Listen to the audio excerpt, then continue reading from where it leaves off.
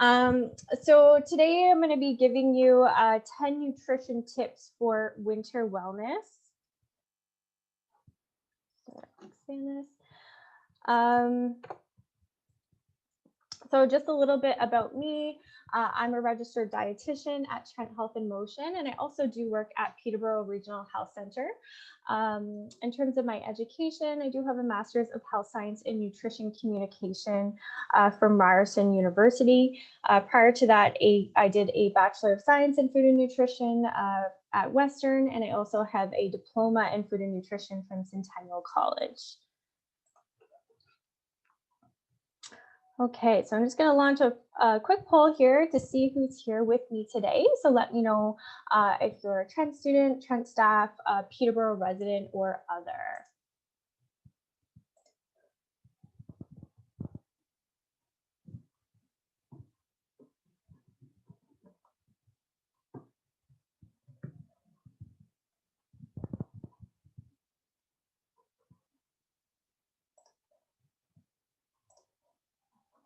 Okay, so looks like we've got a variety. No Trent students though, surprisingly.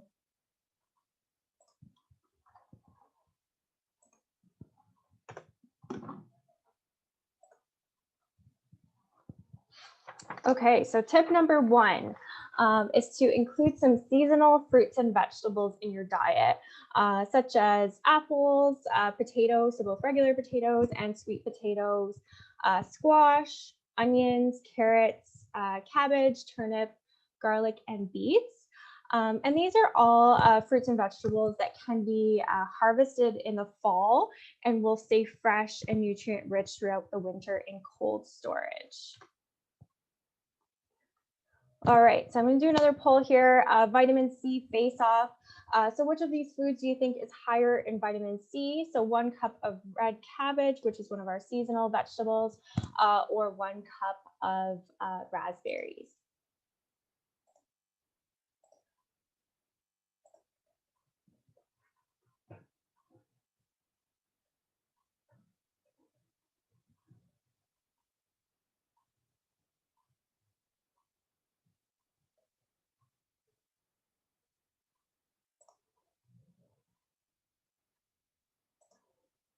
Okay, so the majority of us got this right. So they're actually not too far off, but cabbage is slightly higher in vitamin C than raspberries.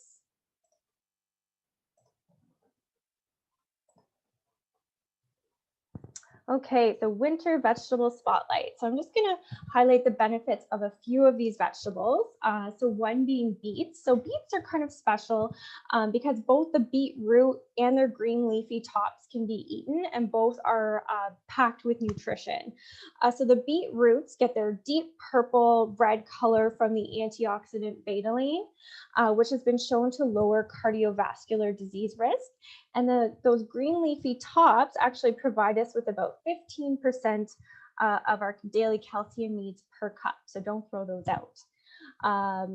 Cabbage is another cool one. So 1 cup of cabbage provides us with 50% of your vitamin C needs. And then red cabbage is actually even higher at about 85%. And then parsnips. Parsnips are high in potassium, folate, and fiber, and they also contain a phytonutrient called phyllcarinol, which has anti-inflammatory properties. I always suggest checking out Foodland Ontario for their availability guide, just to see where you can find local produce in your area. All right, so tip number 2 is to get an optimal amount of vitamin D. So in the winter months, we get less sun exposure, so we need to pay extra attention to vitamin D. So some of the benefits of vitamin D include improved immunity, cognition, bone health. It's important in bone health, and vitamin D supplementation may also reduce the risk of some types of cancer, heart disease, and multiple sclerosis. However, these are still being studied. In terms of food sources, we get vitamin D from dairy, fatty fish, cod liver oil, fortified foods such as plant-based beverages and orange juice. And in terms of supplementation, a supplement of 1,000 to 2,000 units is typically enough to meet the needs of most of the population. Now, if you are taking a vitamin D supplement, it's best taken with a meal containing a little bit of fat because it is a fat-soluble vitamin. Okay, so I've got another poll here.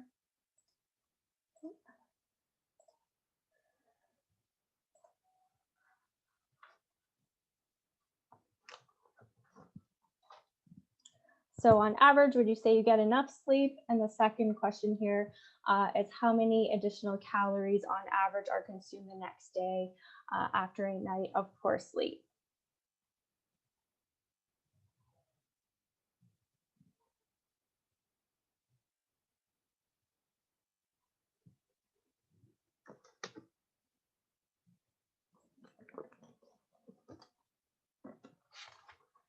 Okay. Okay, so looks like people don't sleep very well. Okay.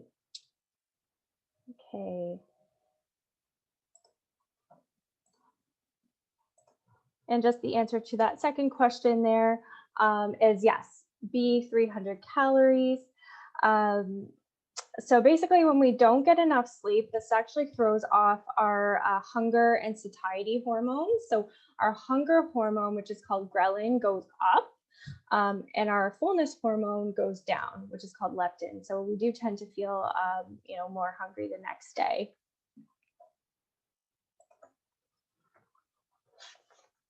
Which leads me to my next tip, which is to get enough sleep.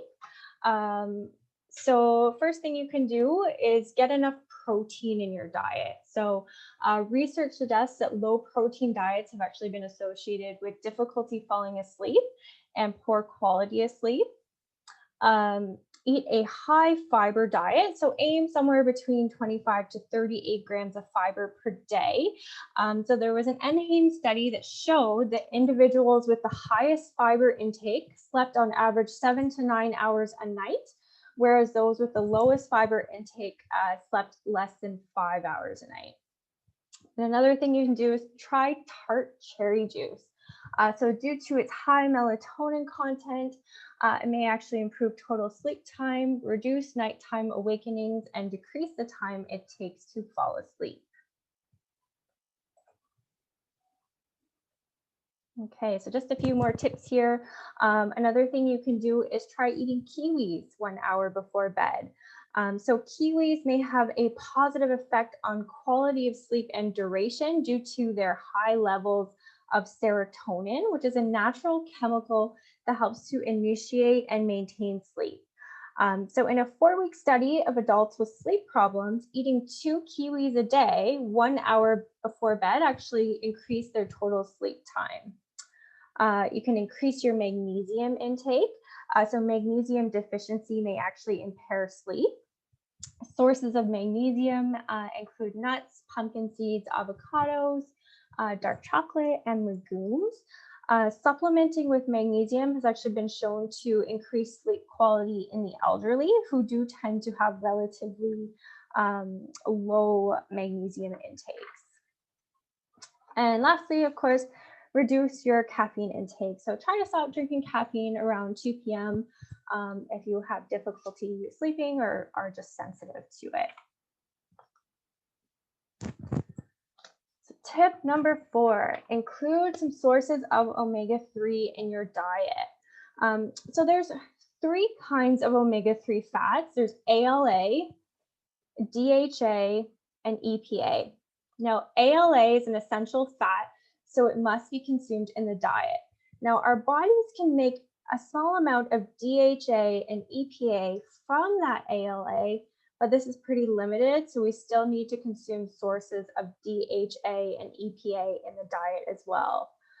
So sources of ALA include like ground flaxseed, soybean, canola oil, chia seeds, and walnuts. And then in terms of sources of DHA and EPA, basically all fish do contain some, but fatty fish are the best sources, such as salmon, trout, herring, Arctic char, mackerel, sardines, and seaweed as well. So basically, if you don't consume fish or seaweed 2 times a week, it may be beneficial to take an omega-3 supplement. Some of the benefits include lowering triglycerides, lowering blood pressure, preventing blood clots, lowering the risk of heart disease, reducing inflammation, and it helps develop the brain and eyes in pregnancy, and it may improve mood. So just a few tips here for choosing an omega-3 supplement. So again, choose one that contains EPA and DHA. Look for a combined amount of EPA and DHA of 200 to 500 milligrams at least.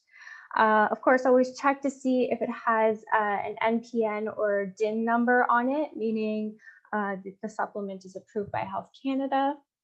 And then just a few tips for avoiding sort of that fishy taste that comes along with some of these supplements. Look for a coated supplement, so look for the word enteric on the label. You can also try freezing them or try one that's flavored. So nutritious makes a few different flavored ones that come in like mint and lemon, which are pretty good. Tip number 5 is to eat for immunity.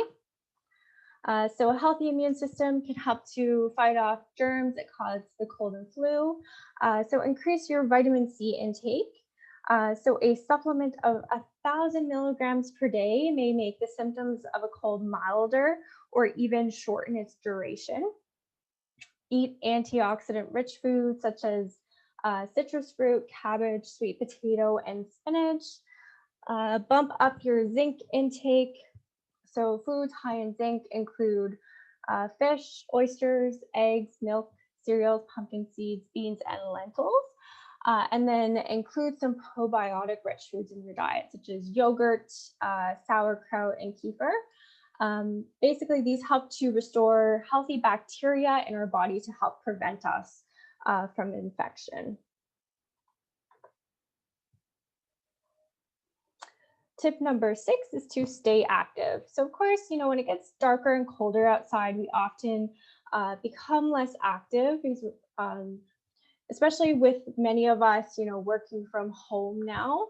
But it's important to still make physical activity part of your routine. So get at least 150 minutes of moderate to vigorous aerobic physical activity per week. And make sure to include some strength training activities in there as well, at least 2 times a week. So benefits include reducing the risk of heart disease, stroke, lowering blood pressure, may reduce the risk of some types of cancers, diabetes, maintaining bone health and increasing strength, and again, may help with mental health as well. So some tips to stay active at home during this time. So try a home exercise video. So try one of our home workout videos on YouTube. Take a walk or jog around your neighborhood. Check out Peterborough's trail system, such as the Trent Nature area or Drumlin. Consider downloading a strength workout app to your phone, such as the 7-minute workout. And get outside for winter activities such as snowshoeing, skating, or skiing. And just as a did you know, the Trent Athletic Center does offer socially distant workout zones and fitness classes. And this is included in your you have a membership as a Trent student. Tip number 7 is to stay hydrated. So hydration is something that we usually, worry about during the hotter months, but dehydration is still possible during the winter months as our body does not always sense thirst in the colder temperatures. And many of us may be, forgetting to drink water, with wearing masks all day. So aim for roughly 8 to 12 cups a day. Of course, this is going to vary kind of based on your level of physical activity. Now, if you do have difficulty with fluid intake, consider trying a tracking apps such as My Water Balance or Water Tracker. So these are just some of the symptoms of dehydration to look out for. So of course, infrequent urination, dark concentrated urine. So if you're kind of on the scale here between like 5 and 8, I would say you're definitely on the dehydrated side. If you're getting frequent headaches, feeling tired, weakness, feeling dizzy, or nausea, these can all be symptoms of dehydration. Okay, and I just have another poll here.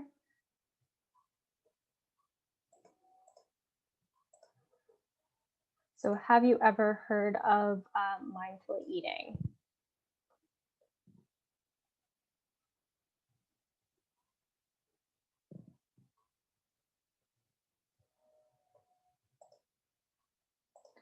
Okay, so it looks like most of us have heard of it. Okay, so that brings me to my next tip is to practice mindful eating.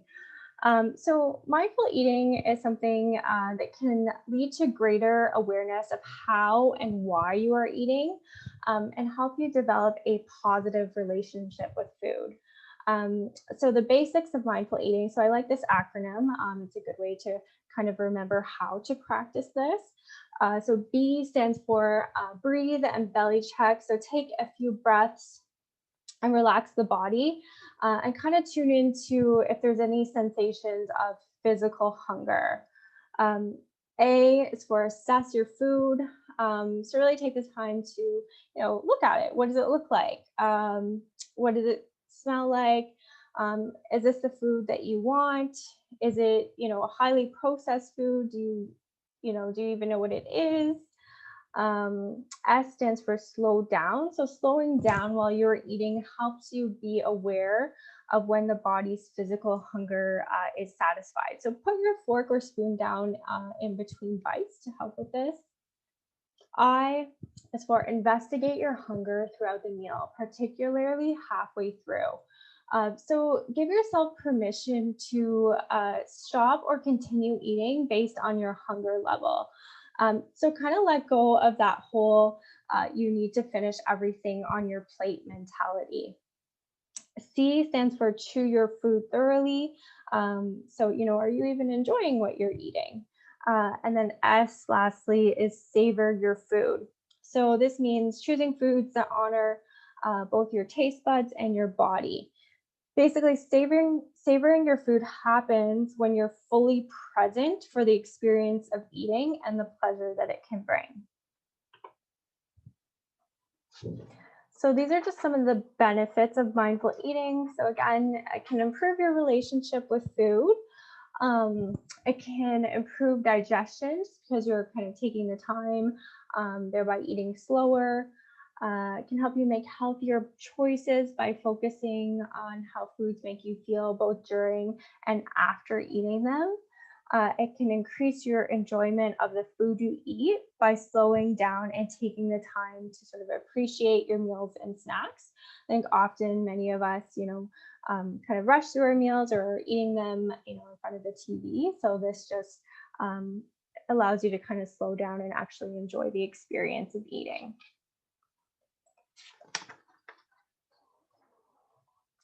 So tip number 9 is to give your comfort foods a healthy makeover.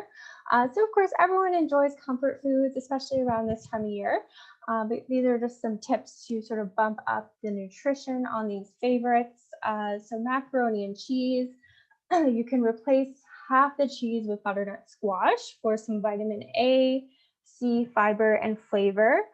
With nachos, you can use oven baked pita chips instead of corn chips, and then substitute sour cream with plain Greek yogurt for some added protein.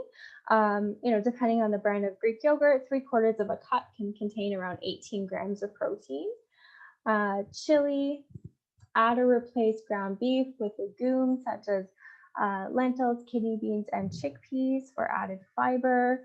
And then use whole wheat pasta for your spaghetti, and then add a variety of vegetables to your sauce, again, to bump up the fiber and nutrition content there as well.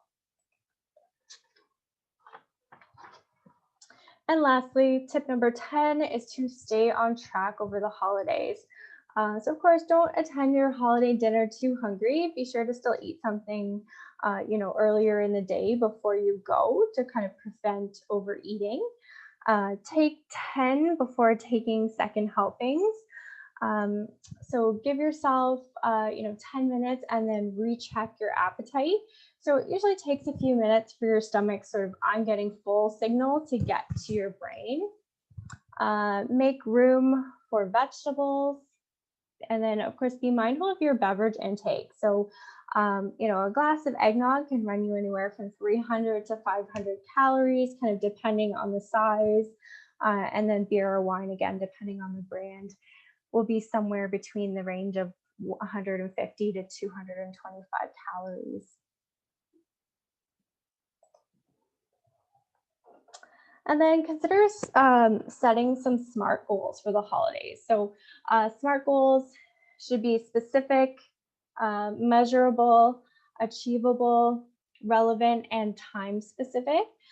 So for example, if your goal is just to be more active, to turn this into a SMART goal, this might be something like, I will do at least 30 minutes of exercise 3 times a week. And that's just a way to kind of make yourself a little bit more accountable.